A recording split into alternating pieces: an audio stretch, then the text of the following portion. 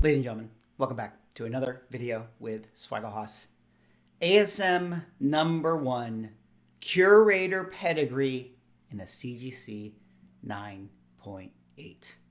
Only one of 2 copies that exist in this high of grade.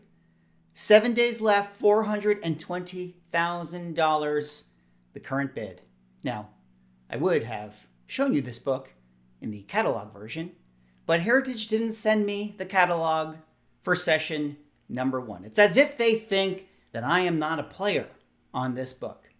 Well, joke's on them because I was a player, but now that I feel slighted that they only sent me catalog number 2, I'm not going to bid on that book anymore.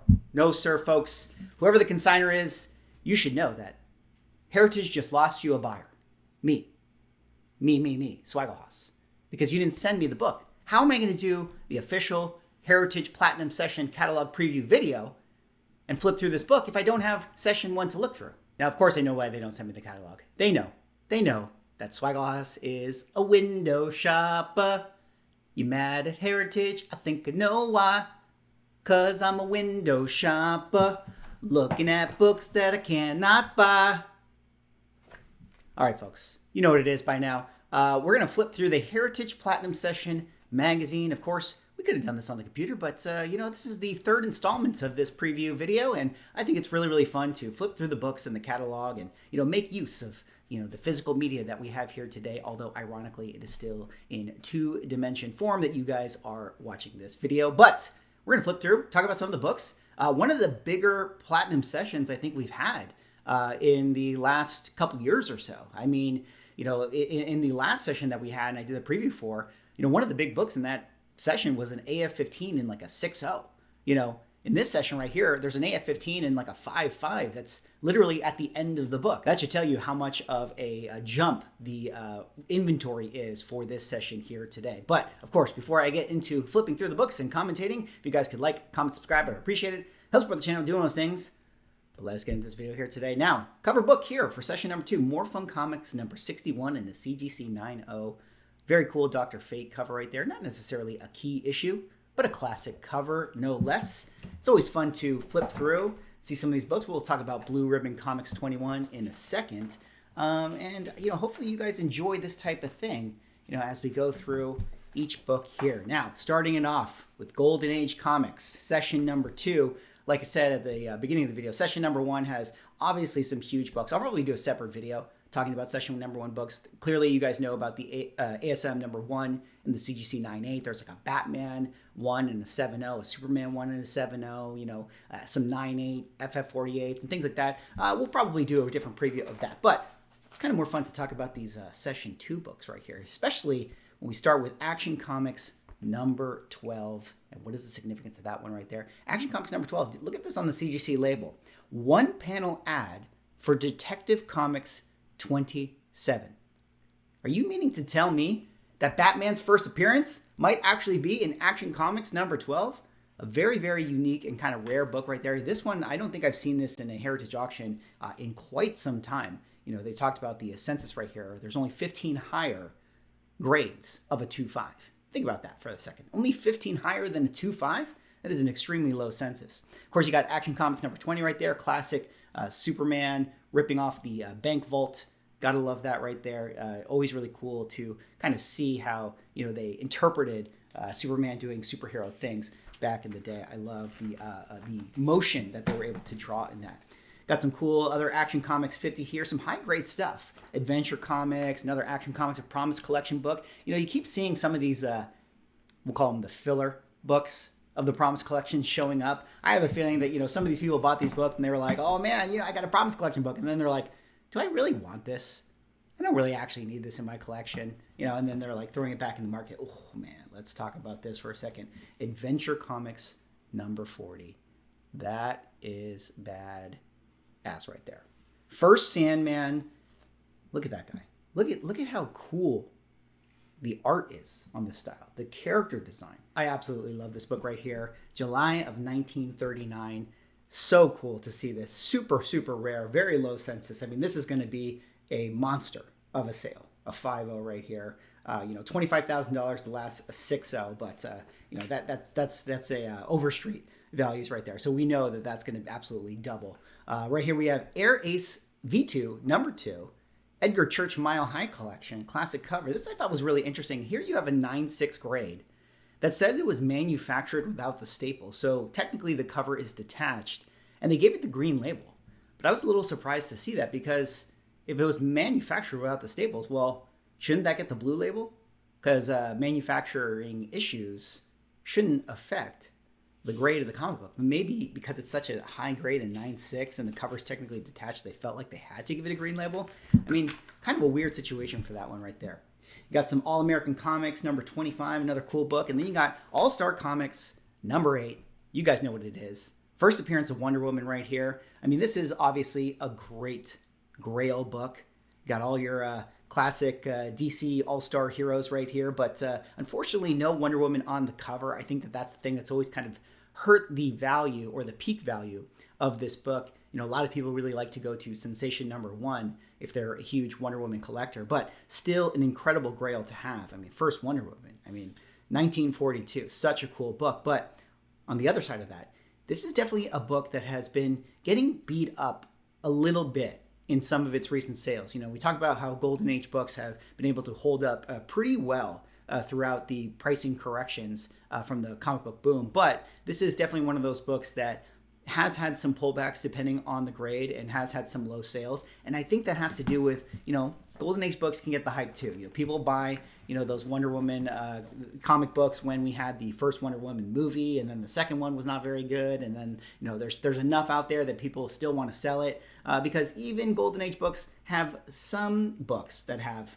a decent sense. Just like this one right here, Batman number 1. I mean, it wouldn't be an auction if we didn't actually see another Batman 1 going up for sale. I mean, how many Batman 1s do we constantly see go up for sale? Who are all these paper-handed individuals that constantly want to sell their Batman 1? Well, I can actually understand that because, every time you get a record sale for a book, a key Golden Age book or a big book or whatever it is, and you're somebody who has it in your collection, and you see to yourself, holy moly, I have $50,000 of equity in this book right here. I mean, you're going to be incentivized to sell it. So, in the COVID comic book boom, when we had some of those big sales for these types of books, a lot of them came to market because everybody, who had been sitting on them was thinking that they would cash in. But here we have a 2.0. I think like in the session 1, we have a 7.0. And this is consistent with most of the comic sales where we just keep seeing Batman 1s and Superman 1s come up for sale. Not the best 2.0, if I'm being honest here. We've seen a couple low-grade Batman 1s that actually look pretty decent, but, you can see that there's chips down there, some slashes across, the art, Robin's face and things like that. We got chips up there and things like that. So I don't know. We've seen some 1.8s and 1.0s sell for kind of low recently that look better than this. So I have to wonder if this might be one of the books that takes a little bit of a haircut in this sale. Of course, you got some other great Batman early issues, number 2, number 11. 11 is one of my favorite covers. Definitely, in my opinion, one of the cooler Joker covers that you can get your hands on if I can get the focus. Yeah, there we go. I mean, such a cool book. This is definitely one that has jumped up quite a lot in price recently. A lot of people, again, being incentivized to sell their copies because it has gotten so hot. I mean, all the early Batman issues have gotten hot recently, and there's been a lot of people selling them for that reason. Promise Collection Batman right here, another one coming up for sale. Again, of all the pedigrees, the Promise Collection pedigree is the one that I feel like shows up the most. Now, it could be, this sort of bias where, people are reconsigning them with Heritage because they're the ones who sold it last. And then also, Promise Collection books are going to get put in things like this catalog up front because they're the Promise Collection. A couple cool Batman covers right here. You got some Blue Ribbon Captain Flag. Kind of a cool cover, not a book that I'm too familiar with, but as they say here in the little description, one of the rarest superhero MLJ books that they've ever had. And in fact, I think they say somewhere in here that, it's been many, many years since they've been able to sell a book like this. So this could be an interesting one to keep our eye on. And then you have, look at that, back-to-back Chamber 19s, of course, the classic Lee Elias cover. So classy. Classy book right here. You know, you talk about some comic books that, you know, you can have on your wall and you can show your non-comic book collector friends. I feel like this is something that you can have in your living room. Beautiful 5.5, presents extremely well. Even this 4.5 looks really, really nice. If I can show you guys, you know, a little bit of a close-up here. I mean, a really, really nice presenting 4.5. Both of these books look definitely great. I'm sure that they're going to sell very easily into the 5-figure range. Here you have a Crime 22, another book that cannot be stopped, guys. This is one of the books that just goes up and up and up and up. You have to wonder, is there going to be a point when it stops going up? Because of Golden Age books, of EC books, this is definitely one of the ones that has a higher census count. I mean, last time I checked, I think that there's close to 400, maybe 500 total on the CGC census for this book.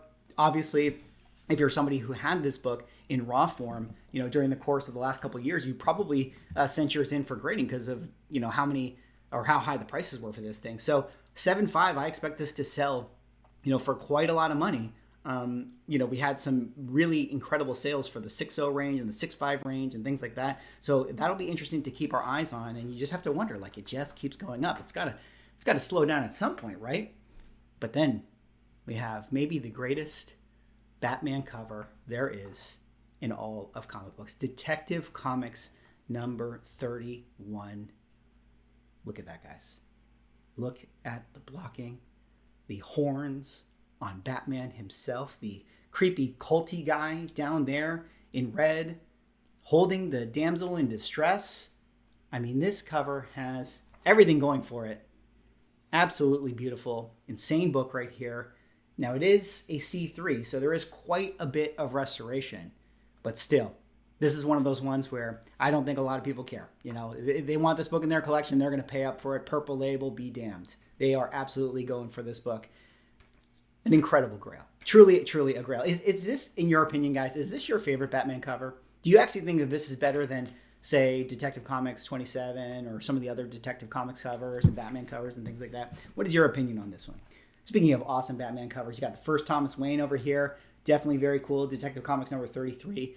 You know, definitely of the early detectives, of still a very expensive book. I mean, clearly going to sell in the 5-figure range, but what an amazing cover that one is as well. You got some other ones, Detective 35, and then you have first appearance of Robin right here, Detective 38. Another Grail book right here.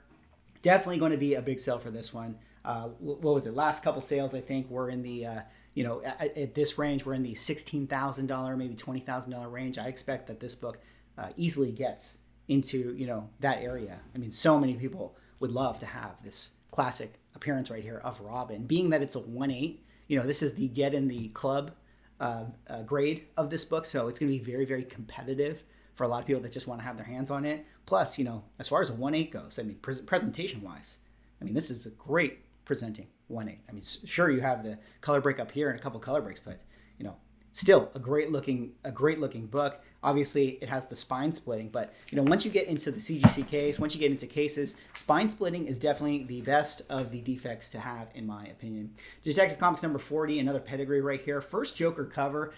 I don't know about this one. I don't really like this book, guys. I mean, yeah, you know, you see Joker on the cover. That's all cool and everything, but it's not a great Joker cover, if you know what I mean. Some other cool ones right here. Detective 58. You got Detective 54. Kind of the poor man's Detective 33 right there, in my opinion. Very similar. You know, him jumping off the bridge and onto a car. So kind of a cool cover still. Another Detective 69 right here. A lot of people love this Joker cover. One of people's favorite Joker covers. You know, Genie with the guns. You got a first appearance of the Riddler right here. You know, that all yellow book. This one went absolutely insane when we had the Batman movie. You know, talk about speculation in Golden Age books. I mean, that is definitely one that jumped up quite a lot and then had a couple lower sales recently. You got a couple famous funnies right here, some Frank Frazetta's very, very cool books. You know, not my favorite of this little famous funnies runs. In fact, these are probably the my bottom two of the four that kind of comes, you know, back to back to back right there, but still cool books regardless. You got some Maurice Whitman books right here, some PCH, very, very cool. Ghost Comics number 6, and you got Ghost Comics number 10.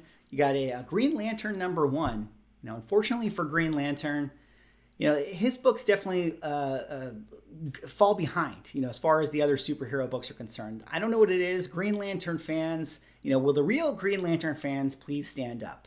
You know, what's going on with your guys' values? where's the demand for these books? Got some Human Torch stuff right there. Number 10, that's classic Schomburg. Got another one here, another classic kind of Schomburg cover, except this is Japanese soldiers, so not quite as desirable as some of the, say, Nazi covers and things like that.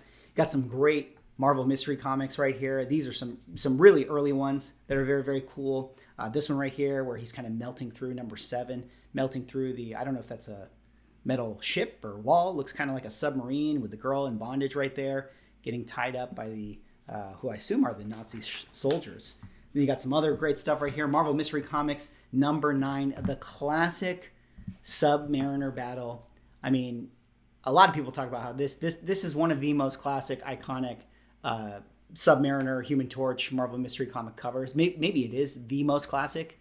An absolute incredible book right here. Second appearance of Submariner on the cover of a comic book. So very, very cool to see that. Nice looking 3.0, and then you have a 3.0 restored right there.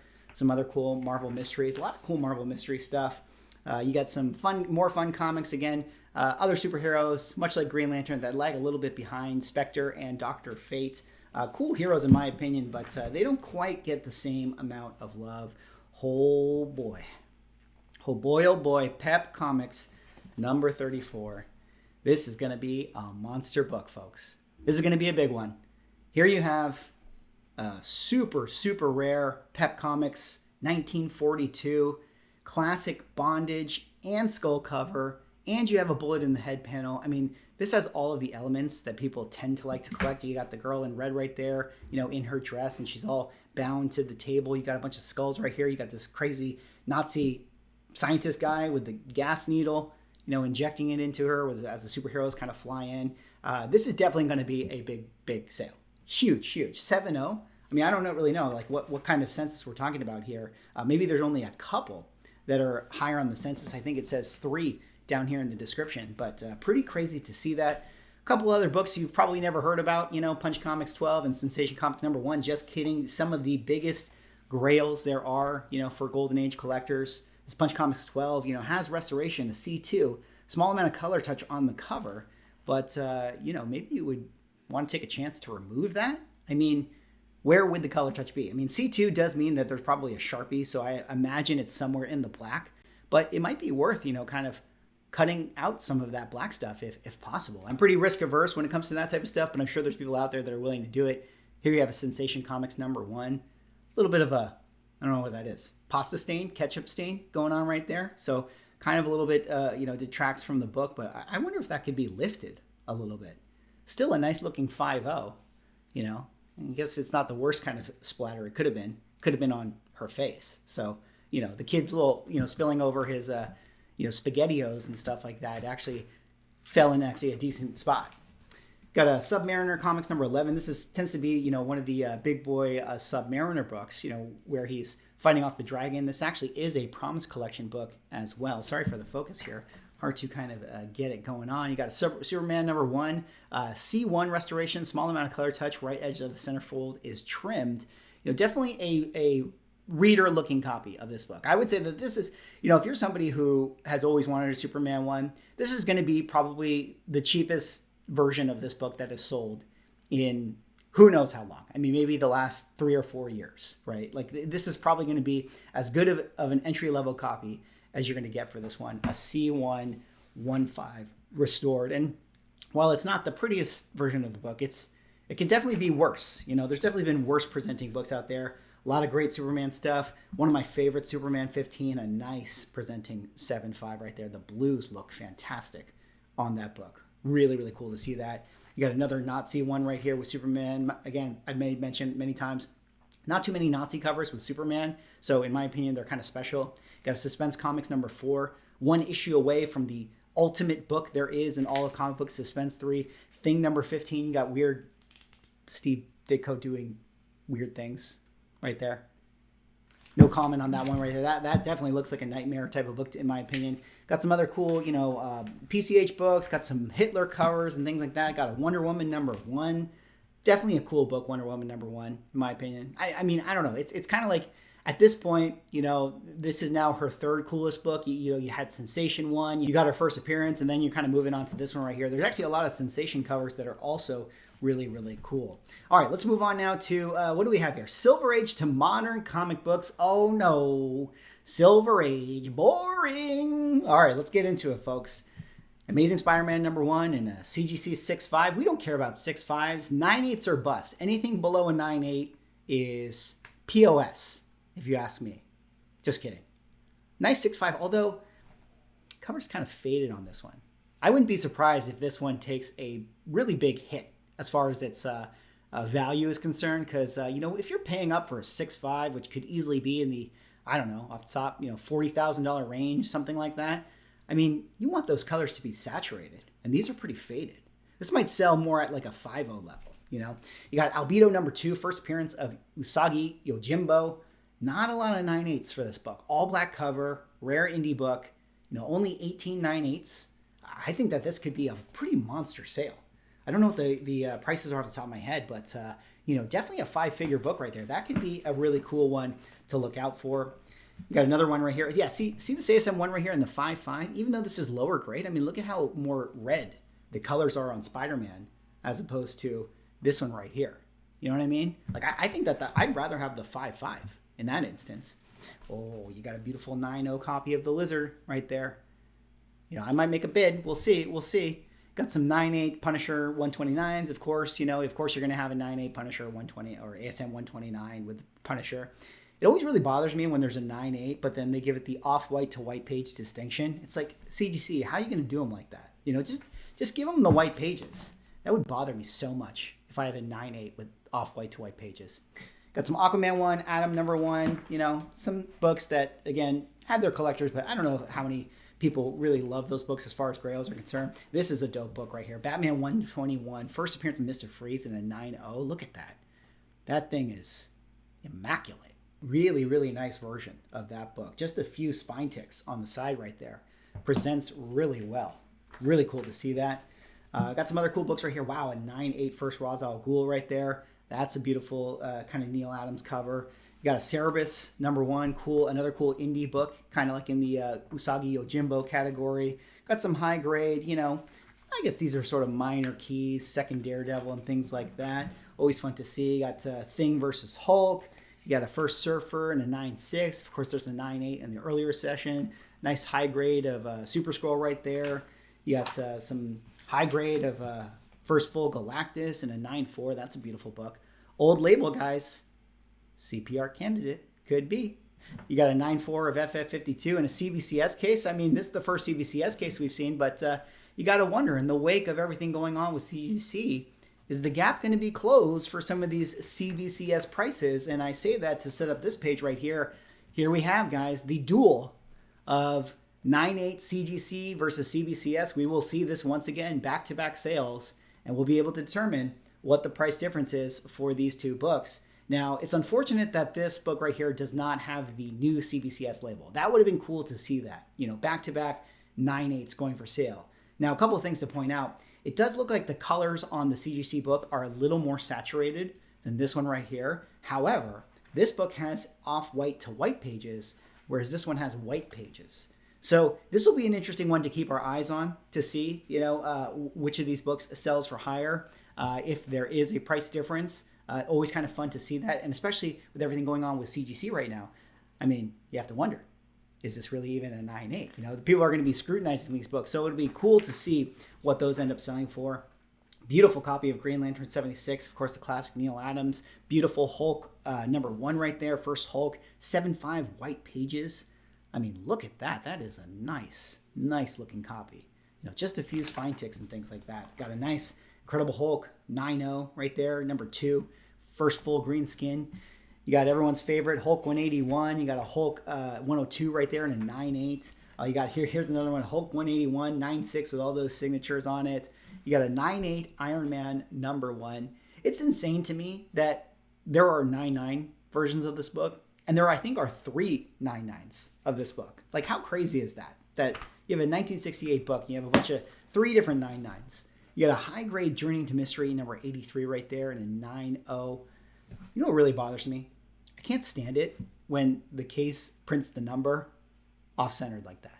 That would bother me so much. I would, like, this is the type of thing I would 100%, jokes aside, want this book reholdered.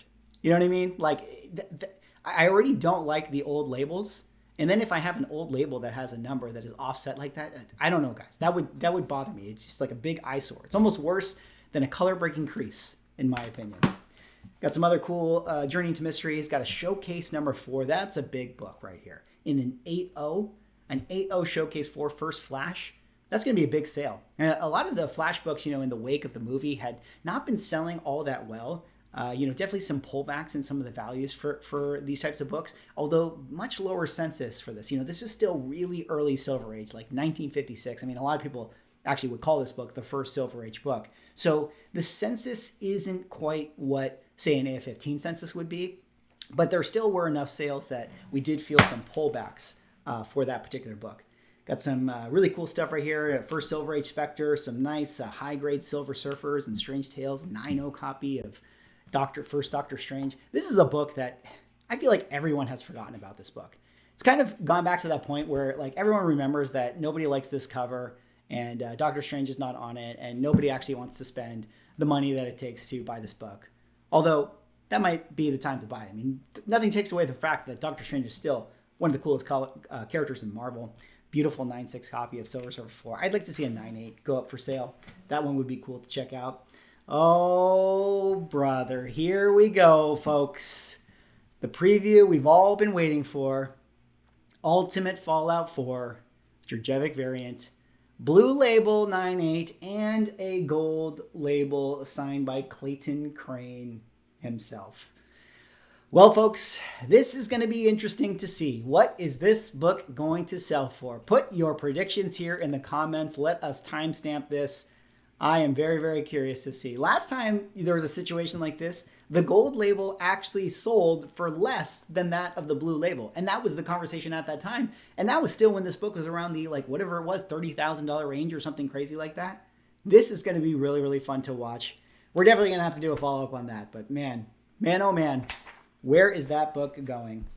Wolverine #1 in a CGC 9.9. Ladies and gentlemen, I've had a video here on the channel where I talked about the 9.9 situation.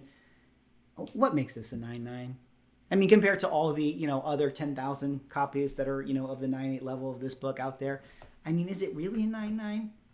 Like it's an old label, so maybe back in the day it felt like it was a 9.9. But if you sent this one in today, would it also get a 9.9? I mean, maybe. I don't know. I'm not a grader, but it's so funny. Right, with that, this is going to be a big sale though. I mean, people love this book. This is a classic Frank Miller book, and the fact that it says 9.9, someone's going to pay up for that. Absolutely. Got some other cool X-Men books right here. 94 has definitely taken a beating, but 101, interestingly enough, this book has been one of the books that has been much more sticky as far as its values are concerned, being able to hold up at that 9.8 level, even in the wake of all the price corrections. Pretty incredible to see that, and boy, oh boy, it doesn't stop, guys, with this catalog. It just gets bigger and bigger and bigger. Savage Tales #1 in the CGC 9.8, obviously a huge book right there. Second Conan comic title, first Man-Thing. This is going to sell for a lot of money, absolutely, but this is the one that is absolutely insane. Vampirella #1, Frank Frazetta cover in a CGC 9.8. Only 2 books in 9.8 condition of this. Already an extremely expensive book. This one's going to go bonkers, in my opinion. I mean, we had a 9.6 sell for the $20,000 range. There's only 2 9.8s. I mean, $50,000 for this one? Probably. I wouldn't be surprised. Definitely going to be insane. I mean, it's Frank Frazetta. I mean, those collectors are definitely very, very serious with their books. Very cool to see that one. Got some awesome pulps right here. Of course, in my predictions video, I talked about pulps being, kind of the new thing, this year, especially when the grade or the holders come out for them. Always kind of fun to follow along and see, pulp stuff going on. We'll definitely do more videos on those in the future. Then you have session 4 right here, where the plebs buy their comic books, the ones that can't afford everything that came before. But some very cool books. I mean, you got some early, beautiful Action Comics stuff right here. You got some early Batmans, you got some other cool stuff. Let me see if there's anything interesting to talk about. You got some Captain... We're not going to talk about the Captain America guys, so, don't bid on those ones. Those books suck. Let's not talk about that. Let's just skip past that. Oh, and okay, Detective Comics. We're gonna flip past that. In fact, don't look at that catalog, guys. Don't ever go back and don't actually bid on those books. They absolutely suck, and they're gonna tank. And yeah, don't buy any of them. Anyways, what else we got here? Some cool Human Torches. A lot of great Marvel mystery comics. Very very mid-grade, beautiful, still presenting. Alex Schomburg covers. A lot of really cool stuff going on in this sale. Got some cool Spectre covers right here. Some more Dr. Fate stuff. Some other peps. Just quickly flipping through to see if there's anything interesting to talk about. Shadow Comics books right here. The Shadow Comics aren't necessarily all that popular, but they're very cool. Very, very different type of covers. Almost ahead of their time. Like the layouts, the way that the blocking was done on these, way different, than the other, books that were coming out in the 40s, and really, really cool actually to see that. Again, the artists and the graphic designers were ahead of their time on some of those layouts. You got a nice Submariner #1 right there in a restored copy, but still a beautiful book. And you got some other cool stuff right here. Some more Supermans. You got some weird comics, some more PCH, things like that. Some Wonder Comics, Wonder Woman, World's Best. Other cool books, of course. Then you got some really, really boring, nobody cares about Silver Age stuff. 5.0 AF-15, relegated to the back of the book right here. Of course, nobody really cares about that. You got a 7.5 Avengers #1 right there. Nobody cares about that book. You got some other stuff, Iron Man in a 9.6, a Hulk 1 and a 4.0. Some other great books. I mean, again, some high-grade Marvel Spotlight 5s, things like that. And some other interesting Silver Age books. But really, these right here were sort of the main showcases of this particular catalog, being that this is session #2, even though I didn't get the book for session #1 because Heritage doesn't think that I'm actually going to buy it. Well, joke's on them. Joke's on them, folks. Because I'll show you right now that I will place this bid. 1 million. I'm not going to do that, guys. I'm not going to do that. To make a point. To make a point, I'm not going to bid on that because they didn't send me the catalog and they didn't think that I'm a serious buyer. Anyways, that's all I have for this video. That was me going through the Heritage catalog. Hopefully you guys enjoyed that. I think it's always fun to flip through these things. I mean, it's cool to see it. I mean, they send us these books, so might as well take a look at them. I know you can do the previews online, and it's probably a little bit better for the experience for you guys to just see, the books online. But hey, I'm old school, man. I like to flip through my comic books. I like to flip through my... I couldn't think of anything clever. So I'll just say flip through my catalogs. Anyways, that's all I got. Are you guys bidding on any of these books? Are you guys hunting any of these ones? Which ones are you most excited to see what they sell for? Anyways, that's all I got for this video. Like, comment, subscribe. See y'all in the next one.